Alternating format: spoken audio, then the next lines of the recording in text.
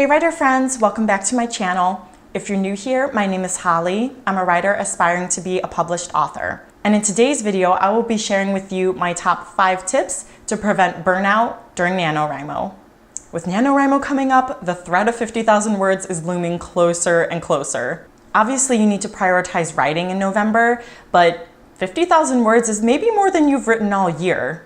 Winning NaNoWriMo is a dream that many people want to become their reality, but it requires a lot of discipline, time, and sacrifice. But burnout can happen, and that's completely normal. It's hard to write 1667 words a day for 30 days. So watch on for my top 5 tips so you can prevent writer burnout and write all of the words. Tip number 1, constantly stoke the fire for your project. To stoke is to poke a fire and fuel it so that it burns higher. So in this context, it means rekindling your passion for your project and making sure that your excitement keeps burning throughout the whole month. Ways I like to keep that fire going is to create whip aesthetics, so aesthetic boards for different characters or the settings or general feel of your novel. Maybe you want to do a Pinterest board, and also making playlists for your novels such as soundtracks or even just music that you like to listen to that's like right for the mood for the scene that you're writing. And don't forget about reading even though you're writing in November. Sometimes reading, especially in your genre, can kind of help rekindle that passion because you're seeing all of this great world building or all of this good character development and you want to do the same thing for your novel. Oh yeah, and I forgot to mention, I am still sporting NaNoWriMo swag, which is new this year. Like I said, I'm not participating in NaNoWriMo, but I'm still hyped for it. Tip number 2, don't forget about your hobbies. Of course, you need to make writing a priority this month, but that doesn't mean you have to drop every single hobby you have. That's probably the fastest way to burn out. You need to find balance in your activities. Okay, so maybe you can't binge watch that new Netflix show, but you can watch one episode after you write 1667 words. What do you like to do for fun outside of writing? Whether it's hiking, crocheting, just reading. Some people are like, literally all I do is read and write. I don't have hobbies. Well, those are hobbies, so make sure you're reading. Just find what you like to do and make sure that you're using those as rewards for hitting your word count goal, and that will help refresh and renew your creativity for your project. Tip number 3, use breaks wisely. So you wrote 100 words, good for you! Now keep writing. But if maybe, let's say you wrote 500 words, you've been sitting for an hour, might be a good idea to take a break. If you're constantly taking breaks after only writing a little bit, you're going to keep distracting yourself and you're never going to get in that writing zone.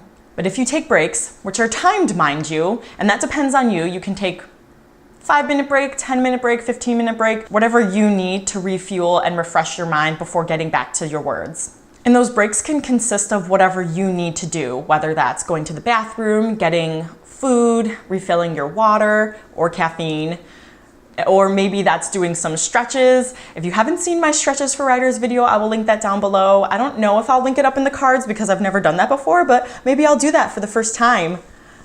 This video, oh my gosh.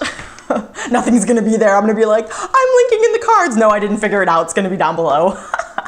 And if you are going to check social media, make sure it's timed. So don't be on there for too long. Don't be just mindlessly browsing. If you want to like post your word count on Twitter or Instagram, that's cool, but move on. Don't stay on. Remember, breaks are necessary, but keep them short so you can go back to writing all of the words. Tip number 4, give yourself in-session rewards. Writing 1667 words a day is a reward in and of itself, but sometimes it can be hard and you can't see the light at the end of the tunnel, especially if you're a slow drafter. But don't worry, motivation can come easily with mini rewards that you use at the end of your writing sessions. Even if you don't want to give yourself a reward after 1667 words, maybe it's been hard for you these past couple months to sit down and write for 30 minutes or an hour, but you're going to do that during NaNoWriMo. You should reward yourself. Be proud of yourself. Like, this is big. Your rewards can be as simple as a piece of chocolate or something that you've been looking forward to eating, or even catching up on some YouTube videos, maybe some authortube videos. Find what makes you happy and save that to the end of your writing session. That way you'll go into your sessions not only looking forward to writing, but looking forward to the reward that comes with it. And lastly, tip number 5, schedule your time wisely. So some people can write multiple times throughout the day, morning, noon, night, breaks, all of that. And other people need longer chunks of time to get in that writing zone and stay in that headspace. It may require some trial and error, but find what works for you. Like, some people can wake up for 5 a.m. writers club, some people can write before work or school, and other people can't. Other people are night owls and they still have energy after their day job, they still have energy after school or other extracurricular activities. So you just want to find what works for you and stick to it. For me, it always varies. Sometimes I'm very motivated during my lunch break and I can work on writing or editing.